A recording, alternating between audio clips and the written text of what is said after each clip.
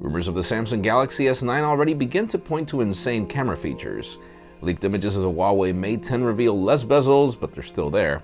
And Apple continues to make services more expensive, though silently, one more time. I'm Jaime Rivera, and for those of you asking about the awesome t-shirts, it's Ripped Apparel. In the comments, there will be a link in addition to a 10% off coupon. This is Pocketnow Daily.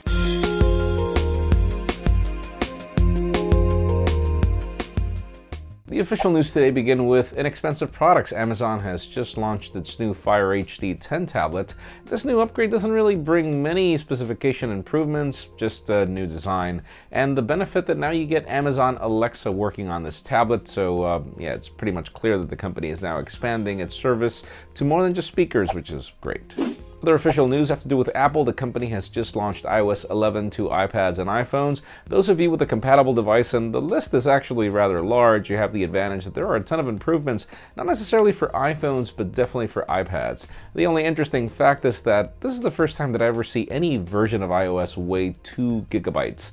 That's a crazy amount of storage space, and for those of you rocking 16 gigabyte devices, that's probably going to be a problem. And speaking of Apple, the company continues to make changes that it didn't make public, starting with the cost of screen replacements. If you have an iPhone, well, now it's going to cost you $20 more to get that screen replaced, and it's just rather interesting that the company has made all these changes without making them public.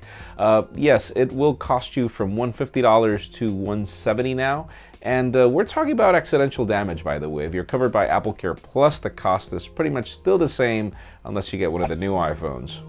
Let's talk about the Huawei Mate 10. We are very close to the company's event. We cannot wait to see what's new. But interesting, we've got some leaked images of the front of the phone. We heard that Huawei was teasing this display that was going to mimic, to a certain degree, having no bezels, as what the trend is going for, flagships. But as it turns out, this display does have less bezels, but they're still there. One interesting change is that the fingerprint scanner now moves to the front, as it seems that Huawei is following its P10 design. Rather interesting, as every other company is moving away from fingerprint scanners at the front. And finally, the very interesting rumors today have to do with the Samsung Galaxy S9. Yes, we're already talking about these.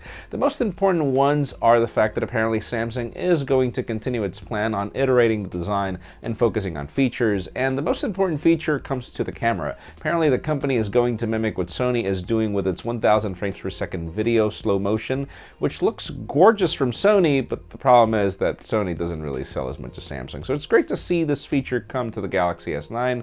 That's all fine and dandy, but the question is, with the design of the iPhone 8, the iPhone 10 actually, and in the case of the Essential phone, today's question is mainly focused on the Galaxy S9. Do you think that it's smart for Samsung to iterate its design? Not saying that it's not futuristic, but definitely there are certain phones that look completely different.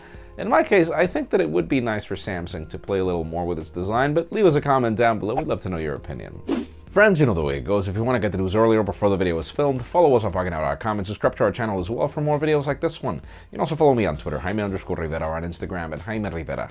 Please give this video a thumbs up if you like what you saw. I am Jaime Rivera. Thanks so much for watching. We'll see you tomorrow, 9 p.m. Eastern.